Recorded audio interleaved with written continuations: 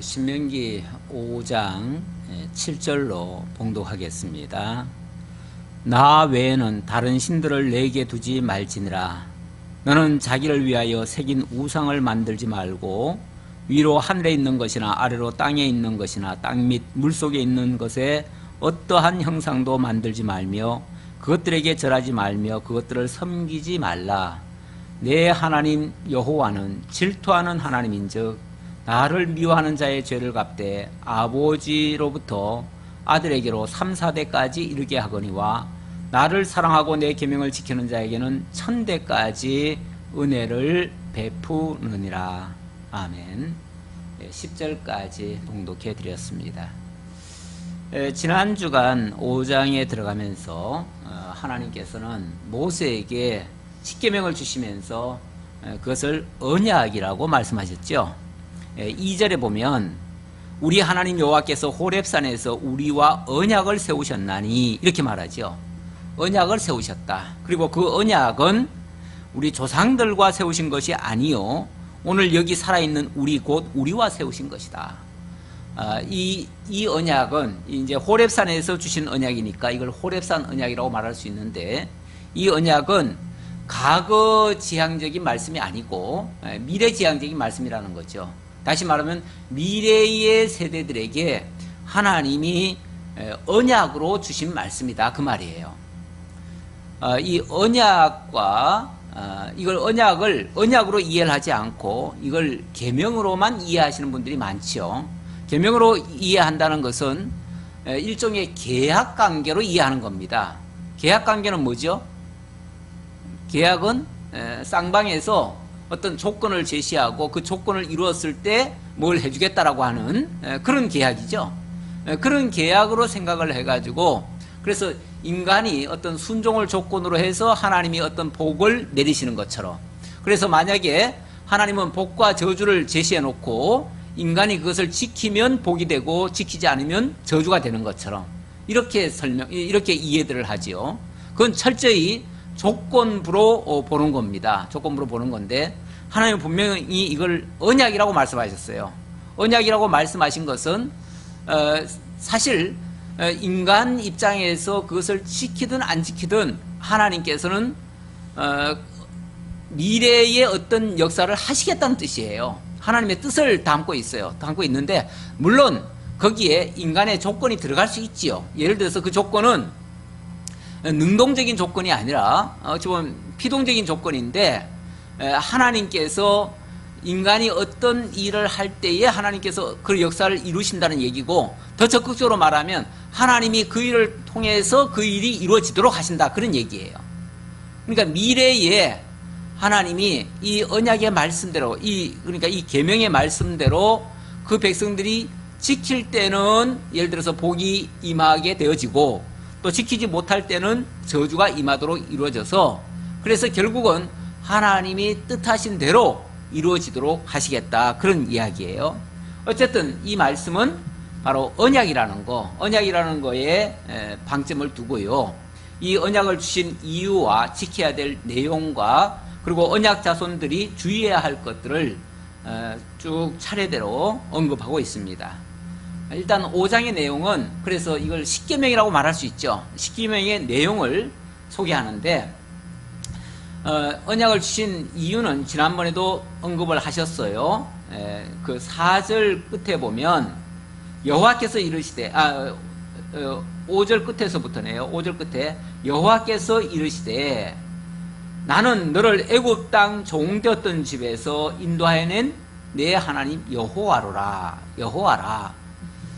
여호와께서 자신을 애굽 땅 종되었던 집에서 인도하여낸 여호와다. 나는 너희들을 애굽 땅 종되었던 집에서 이끌어낸 여호와다. 이 말을 강조합니다. 그러니까 지금부터 이 계명을 주는 이 계명을 통해서 언약하시는 이유는 내가 너희를 애굽 땅 종되었던 집에서 인도해낸 여호와라는 사실을 기억하기 위해서야. 그 말이죠. 기억하게 하기 위해서야. 그리고 여호와란 말 자체가 언약하시고 언약대로 이루시는 자라는 뜻이기 때문에 이 언약, 다시 말하면 애굽 땅 종되었던 집에서 이끌어내신다는 이 약속은 하나님이 이미 언약하신 거예요. 언약하셨고 그 언약을 이제 역사 가운데서 이루어 주셨어요. 언제 언약하셨습니까? 구체적으로는 창세기 15장에 하나님이 아브라함을 통해서 내가 내 자손이 애굽 땅에 가서 400년간 종살이 하다가 내가 이 백성을 이끌고 나와서 이 가나안 땅에서 나라를 세워주겠다라고 약속하셨어요. 그 약속을 이루어주시겠다는 말씀이에요. 그러니까 그 약속을 이루신 분이 그 언약대로 이루시는 여호와라는 사실을 기억하고 그때 당시 사람들뿐 아니라 오고 오는 모든 세대들이 그 하나님은 바로 언약대로 이루시는 여호와라는 사실을 기억하게 하려고, 자, 그러려면은 뭔가를 알고 있어야 돼요. 뭔가를 잊지 말아야 돼요. 그 잊지 않고 늘 생각나게 하는 것이 쉽게 말하면 이 십계명이다 그 말이에요. 십계명. 그래서 이 십계명을 지금부터 쭉 열거하는데 이 십계명은 전부 다 하나님이 여호와이심을 기억하게 하기 위한 목적에서 준 것이다. 자, 이 말씀이에요. 그러면서 제1계명이 나 외에는 다른 신들을 내게 두지 말지니라. 하나님 외에는 다른 신들을 두지 말지니라 그랬어요. 두지 말지니라. 이 말지니라라는 말, 이 부분에 대해서 조금 언급하고 넘어가야 되는데요. 이 말지니라는 단어가 원래 영어로 말하면 노입니다. 노라는 단어인데, 이 노가 어떤 명사를 꾸며주면 그것은 전혀 없다라는 말이 돼요. 그리고 동사나 형용사 앞에 오면은 결코 그렇지 않다라는 말이 돼요. 어떤 부정하는 그런 말이 되죠. 그런데 이게 생략문 앞에 이게 만약에 오게 되면요, 생략문에서는 절대로 해서는 안 되는 금지 선언이 돼요. 그래서 예를 들어서 간단하게 쓰는 말들이 있죠. 예를 들어서 뭐 no smoking 그러면은 담배 피지 말라가 아니라 여기서는 담배 피울 수 없다. 없다예요. 그래서 예를 들어서 명사 앞에 온다는 말은, 명사를 꾸며준다 그러면은 I have no sisters 그러면은 나에게는 그 자매가 없다. 없다라는 말이 되고요. He is no fool 그러면은 그는 결코 어리석지 않다. 이런 얘기가 되고, 아까 얘기했듯이 no smoking 하면은 금연, 그건 담배 피워서는 안 된다, 할 수 없다 그 말이에요. 여기는 담배 피울 수 없습니다, 그 말이죠. 그래서 우리 성경에는 이걸 이제 하지 말라라고 되어 있지만, 두지 말지니라 이렇게 되어 있지만은, 이게 공동 번역에서는요, 못한다라고 번역을 했어요. 못한다라는 번역이 더 정확한 것 같아요. 하지 말라라는 거는 언뜻 느낌이 어떻죠? 하지 말라 그러면은 할 수도 있고 안 할 수도 있는데 내 의지에 따라서 내게 자유의지가 있어가지고 내가 하고 싶으면 하고 하기 싫으면 말라, 이런 식의 표현이 되잖아요. 근데 못한다 하는 말은 뭐예요? 우리 의지를 완전히 없애버리는 거죠. 없애버리고 하나님의 강력한 뜻만 선포하는 거죠. 하나님 뜻은 이거다. 여기에 무슨 타협이 없어요. 자기네들이 뭐 선택권이 없어요. 인간에게 선택권이 없고, 이거는 하나님이 절대 못하게 한다 그런 얘기죠. 결국 못하게 한다 그런 뜻이에요. 그래서 이 청자의 의지보다는 이 화자, 그러니까 말하는 자의 의지가 강력하게 반영되어 있어요. 그래서 이거를 사실은 말지니라로 이해하기보다는 못한다로 이해하는 것이 더 확실합니다. 더 확실한데, 어쨌든 뭐 본문에는 말지니라고 돼 있으니까 그냥 제가 읽기는 그렇게 읽는데, 이해는 하나님이 당신의 강력한 뜻을 선포를 하셔서 인간으로 하여금 절대 그렇게 못하게 하겠다는 그런 당신의 의지가 담겨져 있다 그 말이에요. 너희들이 이렇게 하면 안 돼, 이렇게 하지 마, 이런 차원이 아니라 그렇게는 못해 이 말이죠. 그렇게는 못해. 너희는 다른 신을 섬길 수 없어 그 말이죠. 이렇게 강력하게 하나님이 하시는 표현이라는 거. 그리고 이걸 또 아까 그랬잖아, 이걸 언약이라고 얘기했잖아요. 언약이라는 얘기니까 결국은 하나님이 다른 신들을 섬기지 못하게 하겠다라고 하는 당신의 의지를 담았다 그 얘기예요. 그리고 그러다 보니까 이 언약은 장차 하나님 당신이 이 언약을 지켜주신다는 뜻이기도 해요. 그러니까 이걸 언약이라고 말했다는 거는요. 자, 언약은 누가 지키는 거예요? 언약하신 자가, 그 말씀으로 약속하신 자가 그 내용을 지키는 거죠. 그러니까 결국은 이 언약은 장차 당신이 지켜주시겠다는 얘기예요. 어떻게 지켜주셔요? 지금은 막연한 얘기죠? 막연한 얘기인데, 우리가 이제 이 신구약 성경을 다 통째로 지금 우리가 배우고 있잖아요. 배우고 있다 보니까 신약에 하나님이 그 언약을 지켜주신 것을 알 수가 있어요. 어떻게 지켜줬어요? 네. 결국은 하나님이 육신을 입고 이 땅에 오셔서 뭘 하셔요? 율법의 저주대로 죽어주시죠? 율법의 정죄를 당해주시잖아요. 그리고 그러니까 율법의 정죄법대로 죽으시고 율법의 사죄법대로 의를 이루셔요. 다시 부활하셔서. 그래서 예수님이 죽으심은 로마서에 보면은 죄에 대하여 죽으시고 의에 대하여 다시 살아나셨다, 이렇게 말씀하셔요. 그래서 그 정죄법대로 죽으시고 사죄법대로 살아나신 거예요. 그게 십자가와 부활이에요.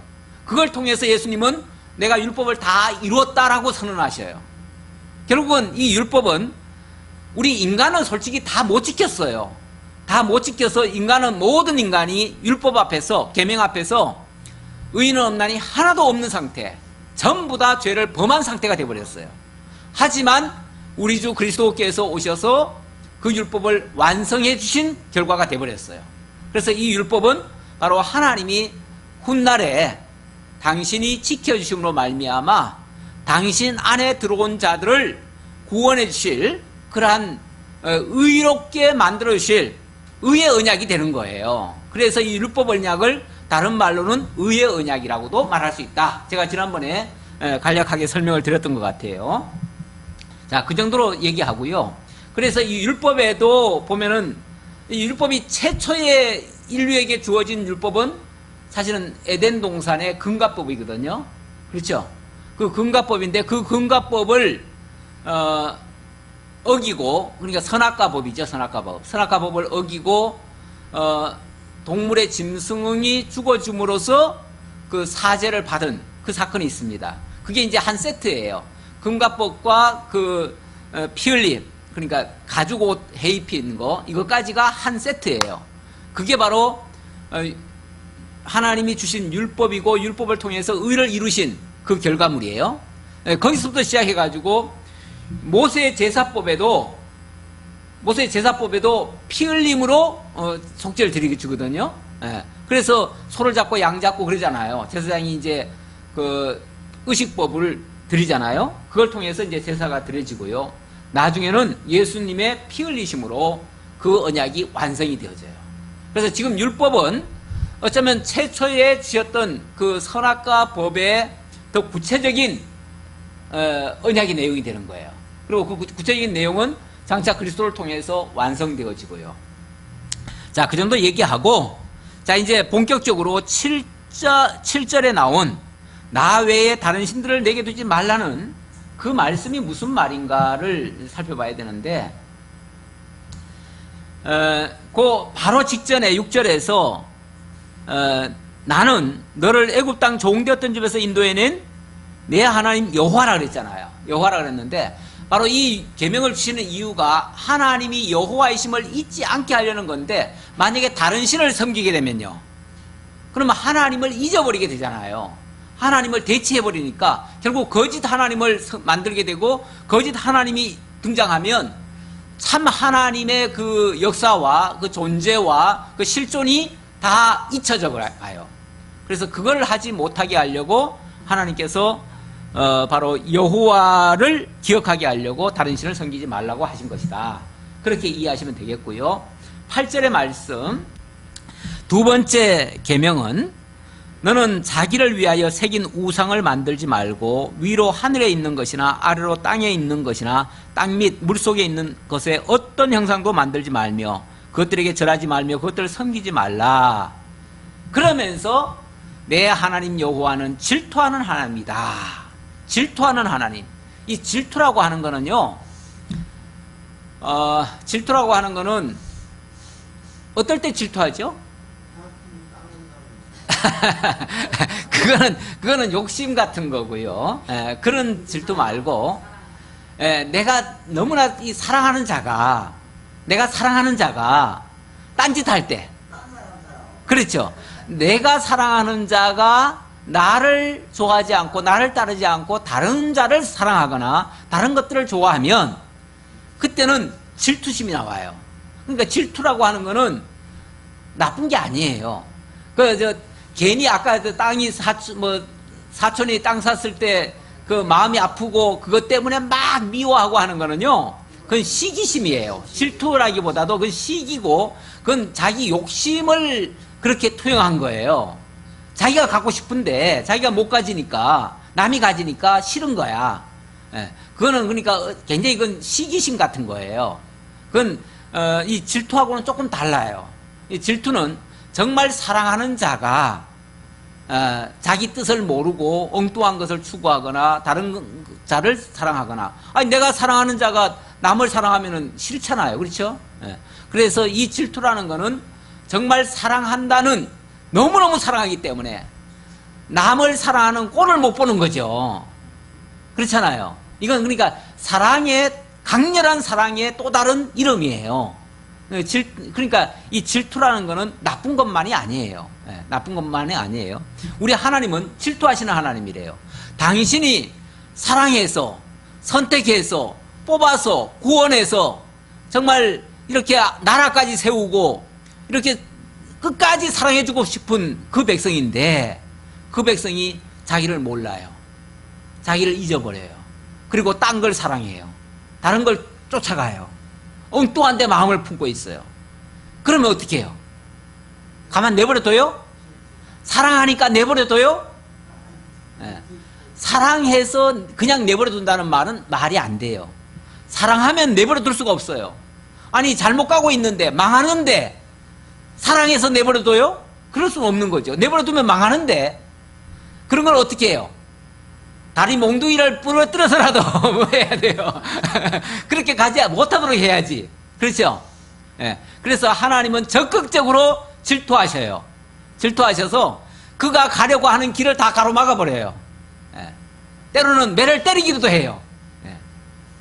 그래서 호세아서에 보면은, 호세아 2장에 보면은 이스라엘 백성들이 하나님을 싫어해가지고 딴 길로 가요. 우상을 쫓아가요. 그러면 하나님께서 어떻게 하시는가?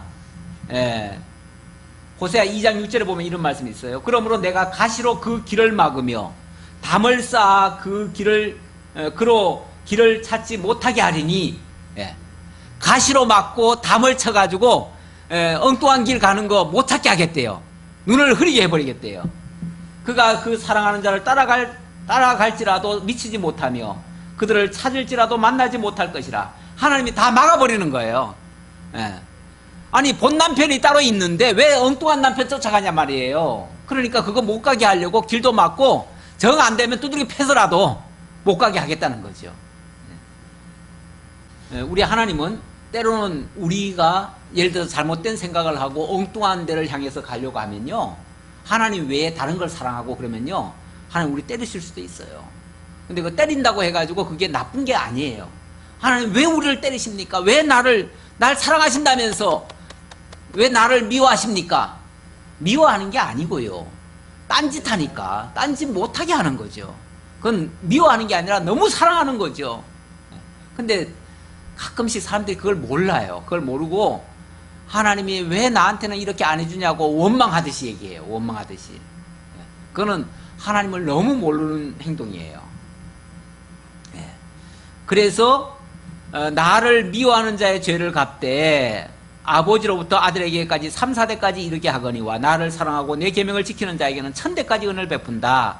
하나님이 사랑하는 자에게는, 아니 미워하는 자에게는 3, 4대까지 징계하고 또 사랑하는 자에게는 1000대까지 은혜를 베푼다 했는데, 이거는 하나님의 진노는 짧다는 얘기예요. 우리는 인간이 봤을 때는 3, 4대가 긴 것 같지만은 하나님 보시기에 3, 4대는 짧은 거예요.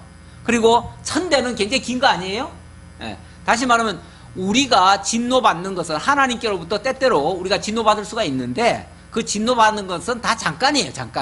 잠깐이고 하나님의 은혜는 영원토록 우리가 받아요. 그렇잖아요. 우리가 하나님께서 예를 들어서 우리를 깨우치려고 조금 진노하신다고 쳐요. 그 진노는 얼마 안 가서 없어져요. 없어지고 하나님의 은혜 속에 들어가게 되는데, 은혜 속에 들어가게 되면 그 은혜는 영원토록 이어지는 은혜예요. 다시는 우리를 버리지 않는 은혜예요. 이렇게 하나님은 진짜 우리를 사랑하셔서 때때로 진노하실 수도 있다는 거 기억하시기 바라겠고요. 그래서 어떤 우상도 만들지 말아라 얘기고요. 세 번째 계명은요, 여호와 이름을 망령되이 일컫지 말라는 말씀입니다. 자, 11절이죠. 너는 내 하나님 여호와 이름을 망령되이 일컫지 말라. 나 여호와는 내 이름을 망령되이 일컫는 자를 죄 없는 줄로 인정하지 아니하리라. 자, 하나님의 이름 망령되이 일컫지 말아라 라고 하니까 사람들은요, 하나님의 이름을 불러서는 안 된다 이렇게 생각을 해요. 우리 옛날 어르신들 왜 이름 함부로 부르면 안 되잖아요. 그렇죠? 우리 동양 쪽 사람들은 대체적으로 이 예의라는 걸 갖춥니다. 예의라는 걸 갖추는데, 아마도 우리도 이 성경에 이 유대인들을 본받은 것 같아요. 왜냐하면 우리도 셈족 계열이거든요. 그러니까 알게 모르게 그 사상이, 이 동양적 사상이 이렇게 배어 있어요. 배어 있었는데 꼭 그 말씀 때문인지는 정확히 알 수 없지만 어쨌든 우리도 부모의 이름은 함부로 못 불러요. 그렇죠? 그래서 함자를 대죠. 한자씩 한자씩 대이기도 하죠. 그만큼 신중하다는 거예요. 예의상 부르지 말라는 얘기인가 이 말씀도 그런 뜻은 아니에요. 성경에 보면 구약 성경에 하나님을 부를 때 여호와여 여호와 이렇게 부른 적이 많습니다. 그러니까 여호와라는 이름을 불러서는 안 된다는 말이 합당치 않아요. 분명히 불렀어요. 구약 성도들도 다 불렀어요. 그리고 그 하나님을 부를 때는 하나님이 어떤 분이신지를 알고 불렀어요. 알고 부르는 거는 굉장히 그 하나님을 존중해 드리는 거예요. 인정하는 거예요. 그렇잖아요? 우리가 뭐 요즘은 뭐 우리도 이제 서구식 이제 그 사상이 많이 들어와 가지고 요즘은 뭐 대통령 이름도 막 부르잖아요. 그렇죠? 대통령 이름 막 불러요. 그렇죠? 대통령 이름 부르면은 망령된가요? 그렇지 않아요. 그 존경해서 부르기도 해요. 사랑해서 부르기도 해요. 예. 지금은 좋아서 부르는 거예요. 나빠서 부르는 게 아니에요. 물론 욕할 때도 부르기도 하지만 사실은 지금 부르는 거는 전혀 그런 거하고 상관이 없어요. 그러니까 중요한 거는 이름을 부르는 그 자체가 문제가 아니고요. 어떻게 부르냐, 왜 부르느냐가 중요하겠죠. 그러니까 정말 아무 의미도 모르고 여호와란 뜻이 뭔지도 모르고 그냥 뭐 말끝마다 여호와여 여호와여 그러면 되겠어요? 더군다나 그 여호와가 정말 어떤 분이신지 알고 믿어져서 정말 그분이 그렇게 해주실 줄 알고 부른다면 당연히 그런 언약에 대한 기도인 거죠. 하나님이 말씀하신 거에 대한 구함인 거죠. 구함인 거니까 그런 기도는 마땅히 해야 되는 거죠. 그런데 단순히 이거를 하나님의 이름을 함부로 불러서는 안 돼 그래가지고 이 구약시대 때 구약시대 때는 안 그랬는데 중간기 때 그러니까 구약시대와 신약시대 그 중간기가 좀 있었어요. 그때는 한 400년간 선자를 안 보냈어요. 그러다 보니까 이 말씀이 많이 어두워졌고 하나님에 대해서 많이 잊혀졌어요. 잊혀지고 나니까 사람들이 하나님의 이름을 함부로 불러서는 안 된다라는 그 생각 때문에 성경을 읽다가 여호와라는 단어만 나오면은 그냥 아예 안 불러버려요. 입을 다물어버려요. 그리고 필사가들도, 심지어 필사가들도 여호와라는 단어가 나오면 적질 않아요. 그리고 밖에 나가서 손을 씻고 다시 와가지고 다시 기록을 했어요. 그 정도로 뭐 이렇게 조심을 했다는 것까지는 좋겠는데, 이 형식적으로 부르지 말라는 의미가 아니고요. 좀 제대로 알고 부르라는 거죠. 제대로 알고 부르면 얼마나 좋아요. 하나님이 여호와라는 말은 무슨 뜻이에요? 언약대로 이루시는 잘한 분이에요. 뜻이에요. 그러니까 하나님이 이 모든 역사를 당신의 언약대로 이루시는 분이십니다 라고 기억하면 얼마나 좋아요. 그렇게 부르는 건 당연히 불러야죠. 우리가 주기도문 할 때 어떻게 하죠? 하늘에 계신 우리 아버지여, 이름이 거룩히 여김을 받으시오며 나라의 임마오시며 뜻이 하늘에서 이루어진 것 같이 땅에서도 이루어지이다, 이렇게 하죠. 그때 이름이 거룩히 여김을 받으시라고 기도합니다. 그리고 뜻이 하늘에서 이룬 것 같이 땅에서도 이루어지기를 기도합니다. 우리도 하나님의 이름을 부르는 거예요. 그 이름이 거룩하게 되기를 구하는 거예요. 그러니까 하나님의 이름이 언약대로 이루시는 자로 증명이 되고, 그것이 지금 이 땅에서도 이루어지기를 구하는 이런 바람으로 여호와여 하는 것은 굉장히 마땅한 일이에요. 당연한 일이에요. 그런데 그런 의미를 깡그리 잊어버리고 하나님이 어떤 분이신지도 모르고, 심지어는 여호와의 증인들한테 여호와라는 이름이 무슨 뜻입니까? 라고 물어보면요, 그 사람들은 그 이름을 잘 모르더라고요. 그리고 기껏 대답하는 것이 뭐 스스로 있는 자지요, 이렇게 얘기를 해요. 스스로 있는 자라는 말은 하나님의 존재 형식을 얘기하는 거예요. 물론 하나님이 나는 스스로 있는 자니라 이 말을 하셨죠. 이 말을 했다고 해가지고 그게 이름이라는 뜻은 아니에요. 그게 이름의 뜻이 아니고, 하나님은 원래 영원 자존하신 분이에요. 그래서 나는 스스로 있는 자야, 그 말이죠. 이 천지 만물의 중에 홀로 스스로 있는 자는 하나님 한 분 외에는 없어요. 그런 의미에서 나는 스스로 있는 자야 라고 당신의 존재를 얘기한 거예요. 그리고 그 다음에 나는 여호와이기 때문에 내 백성들을 뽑아서 애굽에서 400년간 있다가 거기서 뽑아가지고 약속의 땅 가나안으로 인도해서 여기서 나라를 세워줄 거야, 그 말을 하셔요.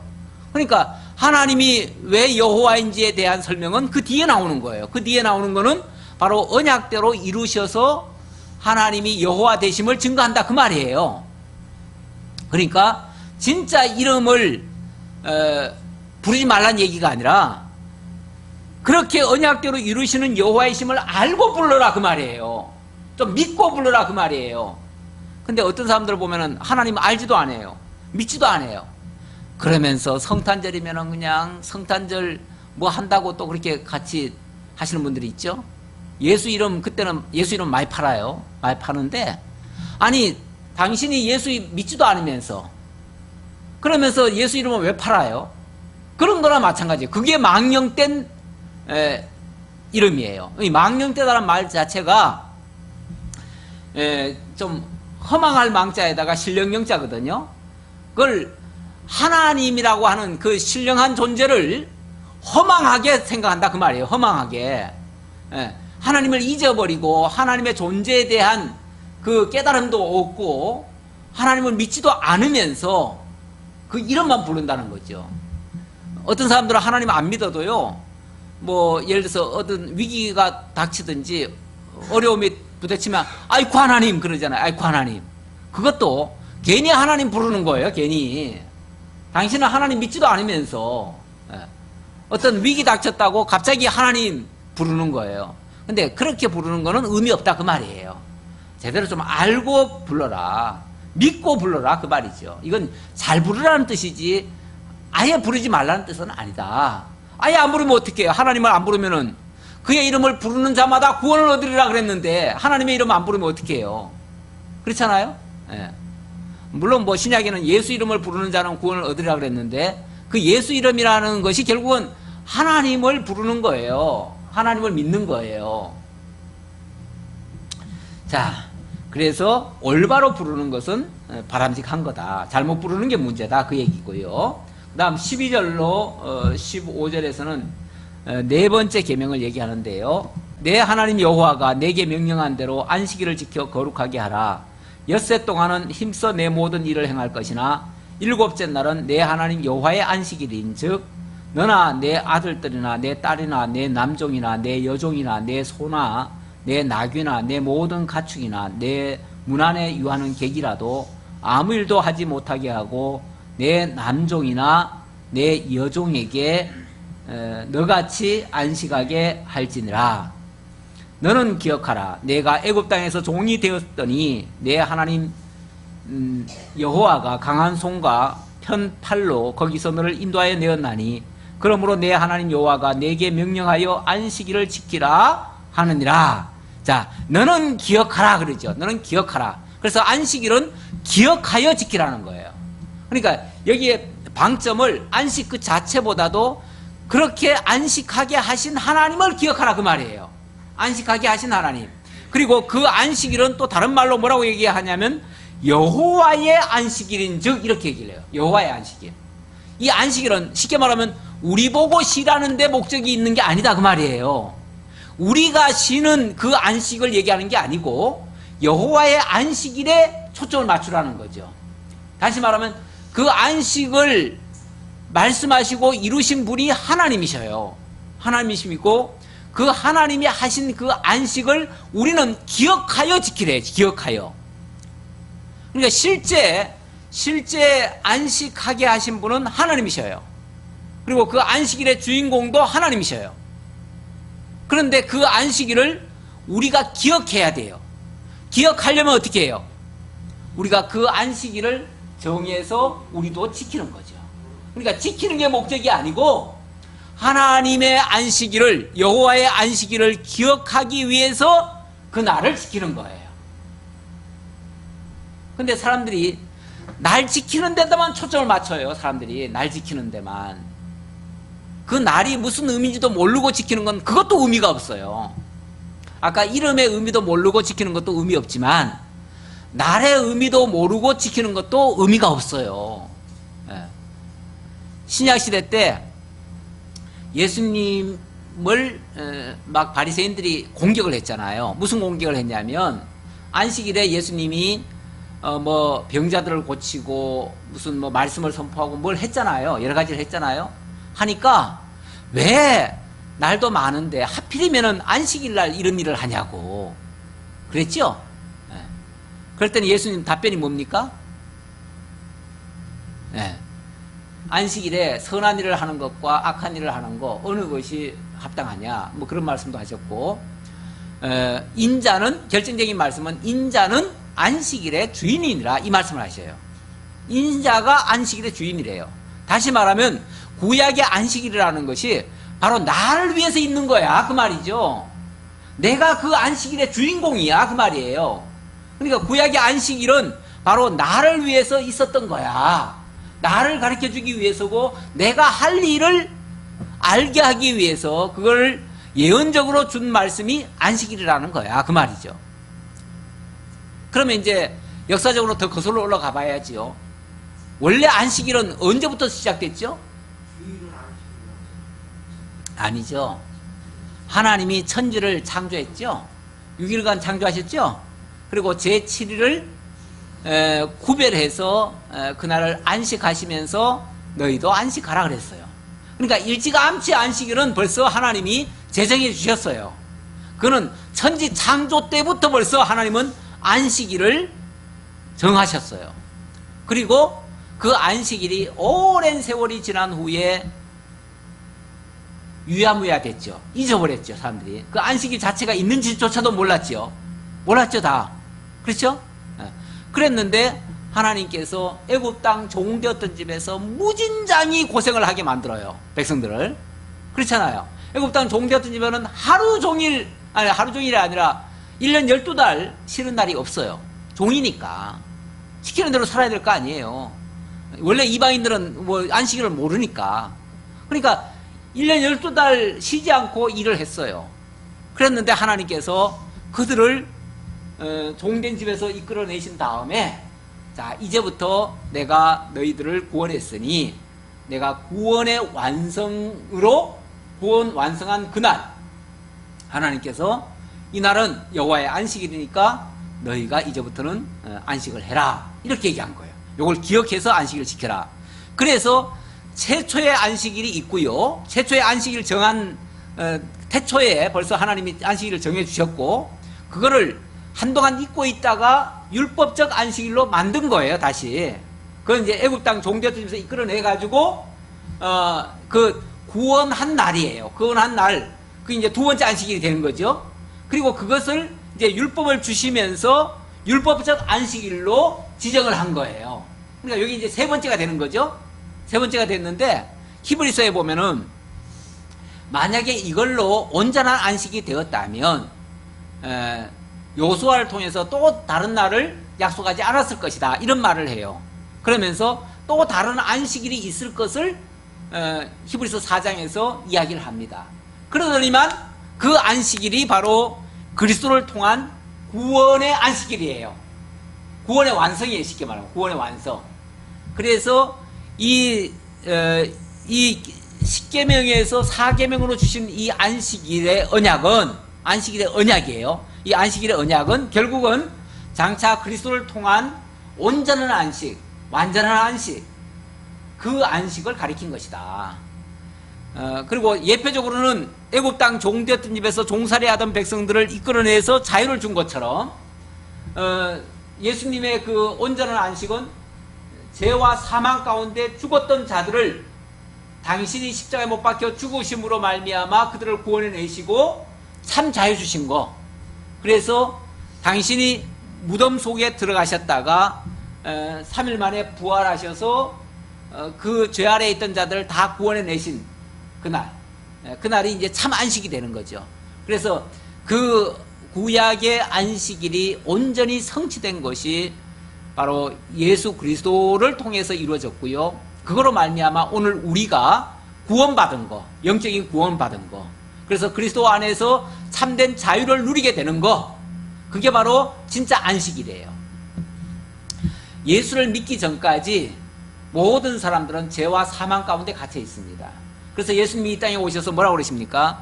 수고하고 무거운 짐진 자들아. 수고하고 무거운 짐진 자들은 안식을 못하고 있는 자들이죠. 근데 그런 자들에게 뭐라고 그러십니까? 다 내게로 오라. 내가 너희를 쉬게 하리라. 쉬게 한다는 말이 뭐예요? 안식 주겠다, 그 말이죠. 안식 주겠다. 그러니까 죄와 사망 가운데서 안식 못하고 있던 자들이 그리스도 안으로 들어오면 뭐가 되는 거예요? 이제 안식하게 된다, 그 말이에요. 그래서 그렇게 하시는 그 주인공이 바로 예수님이고, 그래서 예수님은 안식일의 주인이 된다, 그 말이에요. 그래서 그 주인이신, 안식일의 주인이신 그리스도 안에 들어온 자들은 그 안식을 누리게 된다. 그게 바로 오늘 우리에게는 구원이라는 그런 은혜로 다가오는 거죠. 이걸 기억하게 하려고 안식일을 지키라고 했다, 그 말이에요. 그러니까 단순히 날짜 지키라는 데 초점 맞추면 안 돼요. 근데 지금도 율법적인 신앙을 가진 분들은 이 날짜 안식일 지켜야 된다 그러면서 주일날을 새벽부터 저녁 밤늦게 12시까지는 아무것도 못하게 해요. 그러면서 뭐 하다못해 배가 고파도 짜장면도 못 사 먹게 해. 교회당 오는 거 외에는 일체 아무것도 해서는 안 된다. 그래가지고 무슨 교회에서 무슨 고장이 난 게 있어도 수리도 못 해요. 그 안식일날 하면 안 된다고, 그런 거는. 그러면서 일체 아무것도 못하게 해요. 집에 가서 빨래도 못하게 해. 그게 날짜 지키는 거라고. 그게 안식일 지키는 거라고. 근데 엄밀히 말하면 그거는요, 날짜 지키는 거예요. 날짜. 의미도 모르고 날짜만 지키는 거예요. 날짜만. 그거야말로 아까 하나님의 이름을 망령되이 일컫지 말라고 그랬는데, 그런 것처럼 안식일을 망령되이 지키는 거예요. 그게. 진짜 안식일을 지키려면 그리스도 안에서 자유와 평안함, 기쁨을 누리는 거예요. 참된 평강을 누리는 거, 그게 안식일 지키는 거예요. 교회 와가지고도 막 뭐 털털거리고 기분 나쁘다고 뭐 성질 내고 이런 것도 안식일 못 지키는 거예요. 명심하셔요. 교회 나와서 절대 기분 나쁜 일 있으면 안 돼. 교회 나오면 말씀 듣고 기분 좋아야 되고요, 자유함을 느껴야 되고요, 평안함을 느껴야 돼. 그게 안식일 지키는 거예요. 교회 와가지고 막 성질 내고 자기 뜻대로 안 된다고 막 화내고 이런 사람은요, 안식일을 못 지키는 거예요. 안식일 못 지키는 사람이 제일 바보스러운 사람이에요.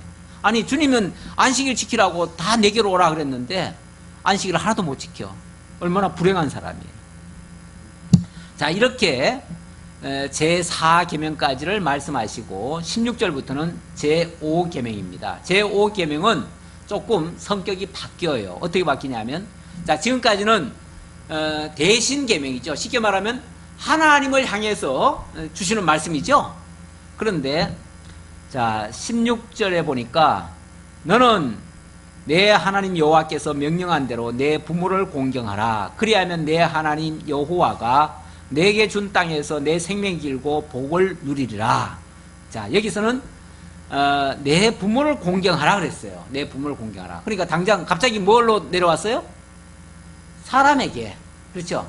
사람에게 어떻게 하라는 얘기잖아요. 부모를 공경하라는 얘기잖아요. 예, 그러다 보니까 이걸 이제 대인계명이다 이렇게 얘기를 해요. 대인관계법이다 이렇게도 얘기를 하는데, 이거를 이제 우리가 봤을 때 이거는 인간에게 하는 말이구나 이렇게 생각하는데, 사실 좀 더 깊이 들어가 보면 대신계명과 대인계명이 굳이 구별할 필요는 없어요. 왜 그러냐면 이게 다 연계가 돼 있어요. 여기서도 분명히 뭐라고 그럽니까? 자, 이 내 부모를 공경하라고 하면서도 그 앞뒤로 뭐라고 얘기해요? 내 하나님 여호와께서 명령한 대로 이렇게 얘기를 했고요. 그러니까 하나님과 무관하지 않다 그 말이죠. 내 부모를 공경하는 것이 단순히 부모를 공경하라는데 초점이 맞춰진 게 아니라 하나님의 명령을 지키기 위해서 그 말이죠. 그래요, 안 그래요? 예. 왜 그렇게 아멘을 아끼셔? 아멘에 너무 인색하셔. 아니, 하나님의 말씀에 순종하기 위해서 부모에게 공경하라 그 말이잖아요. 그러니까 하나님과의 관계를 위해서 부모를 공경하라는 거지, 하나님과 무관하게 부모 공경하라는 말이 아니다 그 말이죠. 그러니까 부모 공경이 우선이 아니고 하나님의 말씀에 순종하는 게 우선이죠. 그걸 위해서 부모를 공경하라 그 말이에요. 왜 이 말을 강조하냐면 자꾸 이것이 인간에게 주신 계명이다라고 인간에게 자꾸 이게 내려가 버려요. 하나님과 무관한 것처럼. 그러니까 무관한 게 아니라는 걸 강조하려고 지금 하는 말이에요.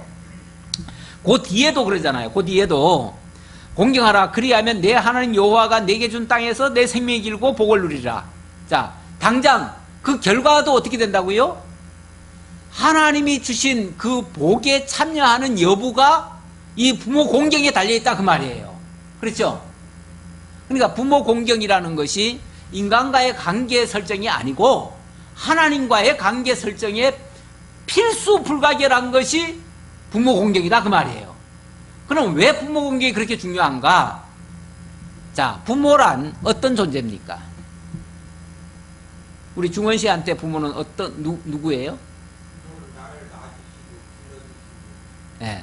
나를 낳아줬고 길러줬으니까 중요한 거예요?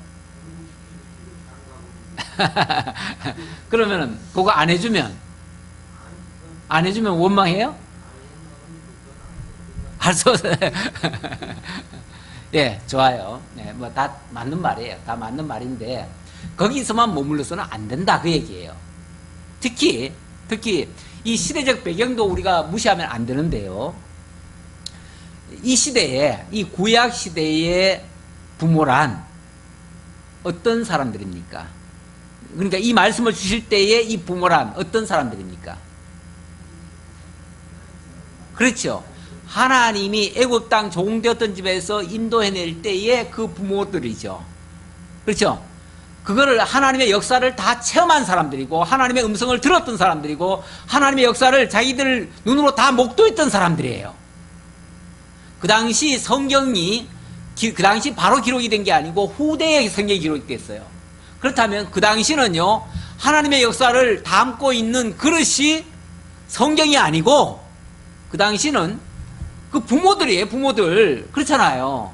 그 부모들이 하나님의 역사를 고스란히 담고 있는 성경과 같은 존재예요. 그러니까 그 부모를 공경한다는 것은 하나님의 말씀을 듣는 거랑 똑같아요. 그러니까 부모는 곧 그 당시에 살아있는 성경이에요. 살아있는 성경. 물론 부모가 그렇다고 해서 다 정답은 아니에요. 하지만 하나님의 역사를 다 보고 하나님이 어떤 분이라는 걸 다 설명해 줄 수 있는 유일한 방편이고 도구예요. 그렇죠? 그러니까 부모를 공경한다는 것은 그 당시 하나님의 역사를 그대로 순종하라는 얘기나 똑같은 얘기예요. 그런 의미에서 부모를 공경하라는 얘기예요. 그러니까 예를 들어서 부모가 예를 들어서 오늘날 말이에요. 부모가 너 예수 믿지 마. 너는 내가 낳았으니까 너는 내 자식이야. 그러니까 내 마음대로 할 거야. 너 말 안 들으면 내가 죽이기도 하고 내가 버리기도 하고 내 마음대로 할 거야. 그러면 그 부모 말 들어야 돼요, 안 들어야 돼요? 그 부모는 들을 수가 없어요. 왜? 그거는 하나님도 안 믿고 하나님도 못 믿게 하고 뿐만 아니라 여차하면 자기 죽이려고 하는데 그런 부모 말을 어떻게 들어요? 그러니까 무턱대고 다 들으라는 얘기가 아니에요. 이건 단순히 부모한테 무조건 맹종하라는 얘기가 아니다 그 말이에요. 그걸 내가 약간 극단적으로 예를 들었지만은 정말 중요한 것은 하나님이 그 부모에게 어떤 역사를 했으며 그 부모의 말씀을 들었을 때 그 백성들이 어떻게 되는가, 이게 중요한 거예요. 자, 부모는 자 하나님의 역사를 다 들었습니다. 다 보았습니다. 그런데 그 부모의 말씀을 안 들으면 어떻게 될까요? 아버지, 어머니에게 불효가 아니라 하나님의 말씀을 안 들었으니 하나님의 뜻을 알아요, 몰라요? 모르죠. 하나님의 뜻을 모르면은 이제 약속의 땅 가나안에 들어갔을 때 하나님의 뜻 모르면 어떻게 될까요? 아니, 하나님의 말씀을 안 들었으니까 당연히 하나님 말씀, 하나님 뜻은 안 따를 것이고 그 지역 사람들과 어울리면서 그 지역 토착신을 섬기고 이런 짓 할 거 아니에요. 하나님 떠난 행동 할 거 아니에요. 하나님 떠난 행동하면 하나님이 어떻게 할까요? 그렇죠. 그 백성들, 만약에 하나님이 질투하는 하나님이 아니라면 내버려 두겠죠. 그러나 하나님은 자기 백성들을 질투한다 그랬죠. 질투하시기 때문에 그들을 가만 안 둘 거예요. 가만 안 두면 그들에게 징계를 하시겠죠. 징계를 했는데도 그들이 부모 말을 안 들었으니까 당연히 하나님 뜻을 몰라가지고 계속 어기면 몇 번 경고하다가 나중에는 그 땅에서 내쫓아버릴 거죠. 내쫓아버려요. 그러니까 어떻게 되겠어요? 하나님이 들어가게 하신 그 땅에 들어가서 오래 살지 못하게 되는 거예요. 그렇죠? 그래서 신명기나 이 민수기, 레위기 이쪽에서 보면 하나님께서요, 이스라엘 백성들을 이제 너희들이 이렇게 해도 말을 안 되면은 이런 징계를 하시고 이런 전쟁을 통해서 너희들을 때리시고, 그래도 말 안 들으면은 기근을 통해서 또 때리시고, 그래도 말 안 들으면은 먼 나라로 쫓아가게 하겠다. 그렇게 얘기하셔요. 실제로 역사가 그렇게 됐죠. 된 적이 있죠. 예, 맞아요. 이스라엘이 그래서 저 먼 나라 바벨론까지 쫓겨가잖아요. 그렇게 될 것이라고 말씀하셨는데 지금 이제 본문에도 그 얘기하는 거예요. 그래서 그리하면, 내 부모를 공경하면 내 하나님 여호와가 내게 준 땅에서 내 생명이 길고 복을 누리리라. 그 말은 반대로 하면은 만약에 부모의 말씀을 안 들으면 그 땅에서 내쫓아가지고 그 땅에서 얼마 못 살게 될 것이다. 그 얘기잖아요. 예. 그러니까 이것도 언약이고요. 그 언약대로 나중에 역사가 그대로 이루어져요. 아멘? 예. 오늘은 여기까지 하도록 하겠습니다. 예. 기도하겠습니다. 하나님의 말씀 언제나 변함없이 말씀하신 그대로 이루어지는 사실을 확인할 수 있습니다. 아버지 하나님, 오늘도 하나님이 십계명을 언약으로 주시고 그 언약의 내용이 역사 속에서도 그대로 이루어진 것을 또 확인했습니다. 아버지 하나님, 우리의 의지대로, 우리의 악한 생각대로 내맡겨두시지 아니하시고 하나님이 친히 관여하시고 또 심지어는 질투하시기까지 우리를 사랑하신다는 사실을 깨달았습니다. 늘 말씀 앞에 순종할 줄 아는 지혜롭고 현명한 성도들 다 될 수 있도록 하나님 함께해 주옵소서. 감사드렸고 예수님의 이름으로 기도하옵나이다. 아멘.